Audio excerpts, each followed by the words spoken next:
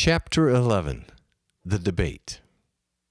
A popular talk show of the time hosted two guests that represented opposing viewpoints on cooperatism. The first was a very vocal, influential, and politically active self-made Belgian millionaire known for his outspoken views against cooperatism, Rob de Vos. The other participant, also a self-made millionaire, representing the cooperativist point of view, was Lucas Segers, a longtime League member and one of the leaders of the Belgian Cooperativist Party. The discussion that ensued represented a pivotal turning point for the cooperativist movement and was seen by a significant number of viewers worldwide. Rob de Vos began the discussion.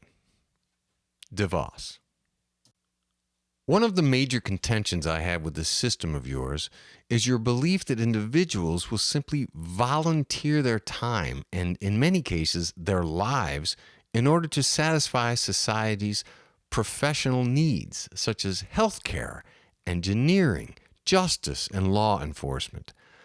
How can you possibly think that this will just happen? You're proposing that we basically leave to chance something as monumentally important as the entire medical profession. A money system maintains a balance between supply and demand. If there's a need for more X-ray technicians, then that field will tend to draw more applicants because it is now a field where those looking for work have a better chance of securing employment. The money system also serves to control the quality of workers one is looking for.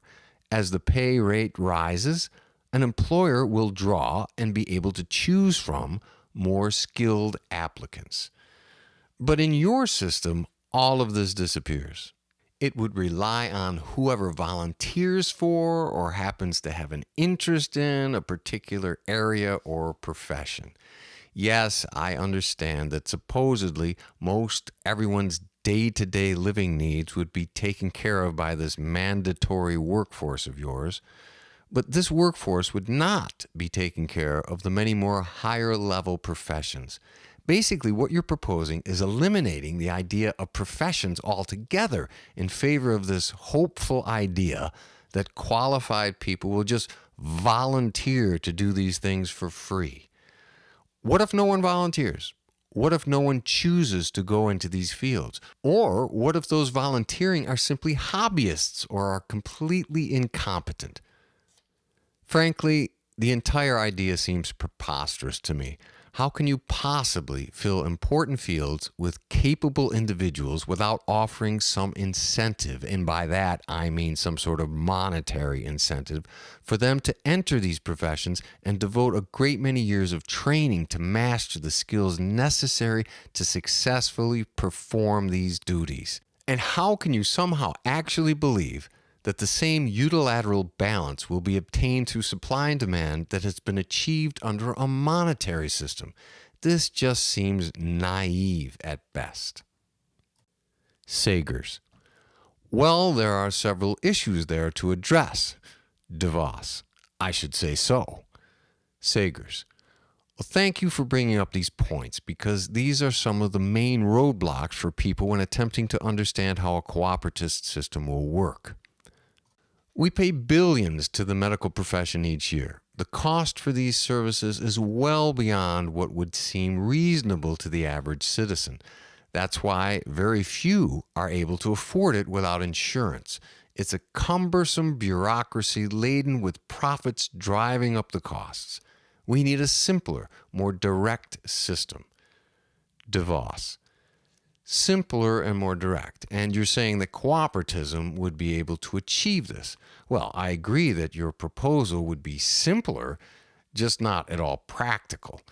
We would all like things to be simpler, but not at the expense of professional quality care. Segers: well, we're all concerned, and rightly so, about getting the best care we can when we have a medical issue. The highest fee does not always accurately reflect the best care. Some up-and-coming young surgeon may have a natural gift and be far more talented than his seasoned counterpart who has been around for years. And though the older surgeon may have distinguished himself throughout his career, his work may have become more of a routine or even drudgery with little heart left in it. Yet he would most likely be the higher paid of the two and the more recommended choice. What we want is not necessarily the highest paid professional, but the one who is the most committed, skillful, and caring. And this, I believe, is where cooperatism has quite an advantage over the money system. In cooperatism, you'd have just as much choice when it comes to physicians as you do in the money system, probably even more. For people to have a passion for something does not require promise of monetary compensation. The money system itself is what forces people into that way of thinking, because in a money system, we need money. It's that simple. We have to have it just to live. And the better we want to live, the more of it we need. But if money is the deciding factor when choosing one's career, then that's when we see a great number of people who are unfulfilled in their jobs and therefore with a large portion of their lives. DeVos. But in cooperatism, they are still going to have to spend much of their lives in this common workforce of yours. They will still have to work a job that they may not particularly like and have to do it for free without any compensation. At least in a money system, they can choose what they do and be financially compensated for it. Where's this enormous advantage you keep talking about? Sagers. There isn't a huge advantage there. That's the point. The money system has no advantage there either. You can phrase it that cooperatism has no advantage if you like, but that's the same as saying that the money system also has no advantage. It becomes a wash. However, I do believe cooperatism does come out ahead because the hours per week the average person would work and the number of years they'd be working would be less under cooperatism. And by the average person, I'm not referring to those lucky enough to strike it rich early in life, whom I'm sure you will agree are very much in the minority. And add to that the rotation system, which ensures that no one will get stuck in some job they hate for years. And add to that the fact that their job will always have a value to society and therefore to them personally. And add to that that they are ensured a worry-free and relatively early retirement.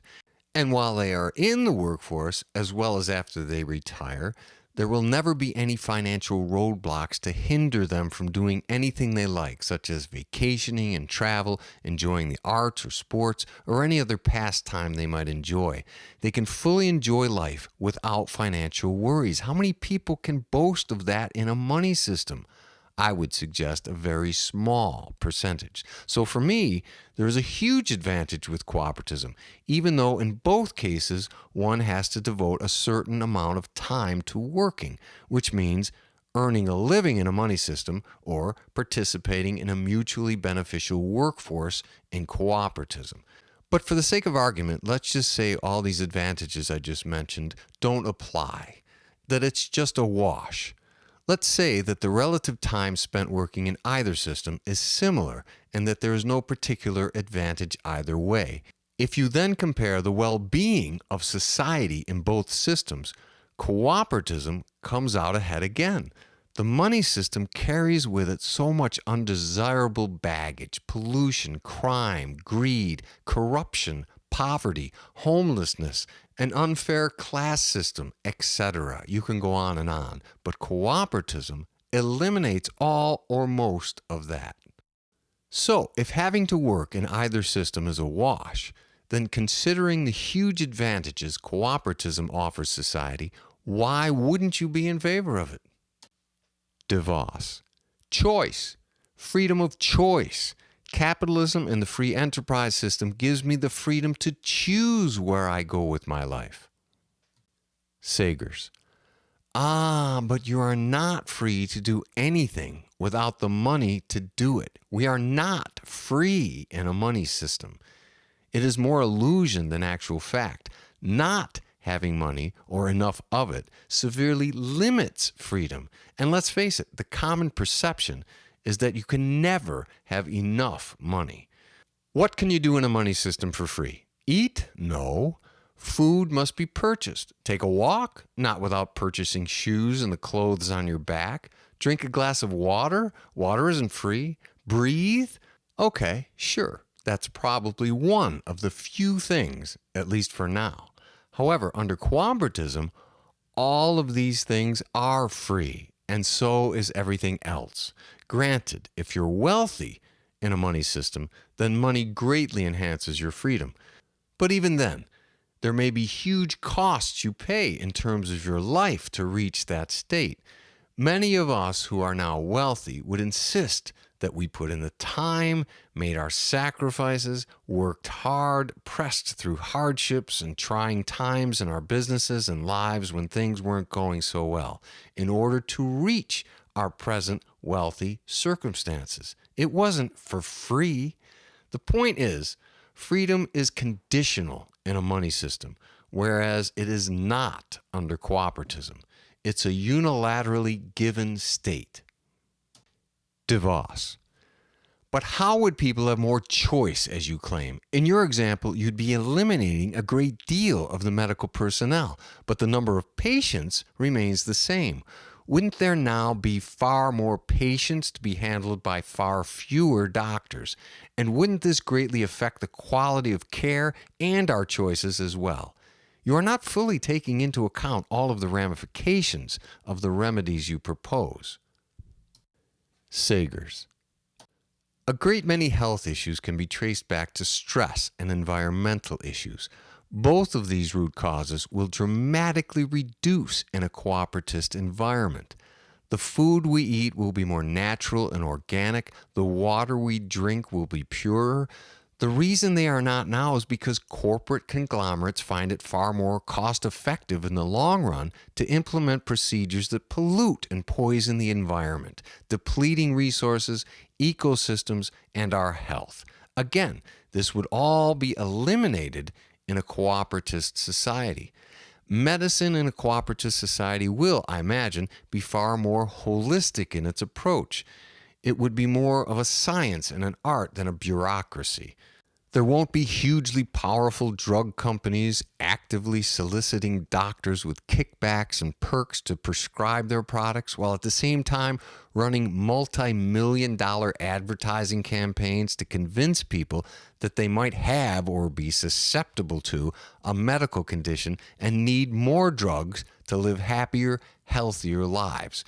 In a money system, that industry, in all industry, is primarily focused on the money, and has to be, because without it, nothing happens.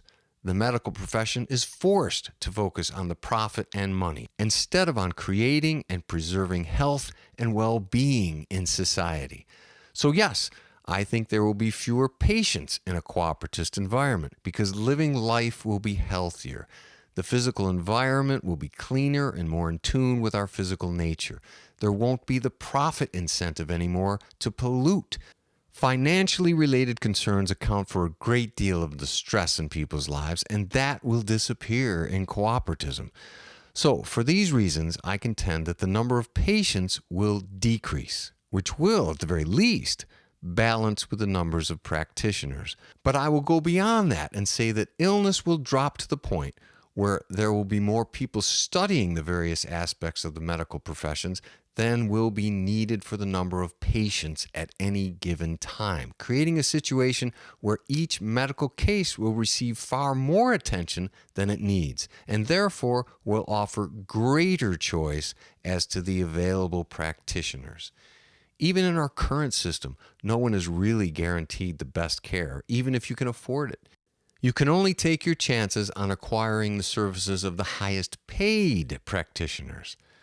The potentially best people in these fields may not even be in these fields currently because the cost of the education deterred them, or family hardships, or simply trying to support a family early on, or the hope and desire for greater wealth swayed them away from that profession in favor of some sort of business career. And those with passion would be doing it in either system. That's an important point. That's what you have to keep in mind. They would be doing it in either system.